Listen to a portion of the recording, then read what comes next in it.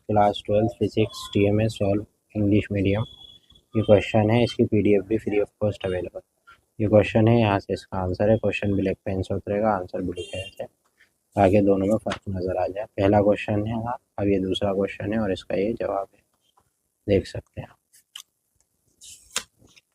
इसके बाद तीसरा क्वेश्चन आ गया और उसका ये जवाब है, ठीक है। उसके बाद चौथा क्वेश्चन है और उसका ये जवाब। पांचवा क्वेश्चन आ गया, उसका ये जवाब आ गया, ठीक है।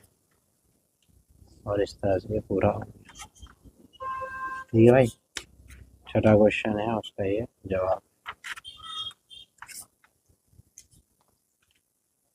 तो इस तरह से सॉल्व हो गया हमारा TMA फिजिक्स का। और आप हमसे ये सॉल्व TMA हासिल कर सकते हैं। आपको सिर्फ करना क्या है, दिए गए नंबर पर कांटेक्ट करना है। ऑनलाइन ऑफलाइन क्लासेस भी हमारे पास अवेलेबल है। अब वीडियो पसंद आए तो प्लीज़ वीडियो को लाइक शेयर सब्सक्राइब करें, हमारे साथ जुड़े रहें।